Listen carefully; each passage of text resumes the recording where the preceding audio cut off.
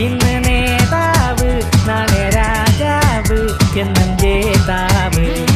നേതാവ് ഇന്ന് നേതാവ് നാളെ രാജാവ് എന്നും ജേതാവ്.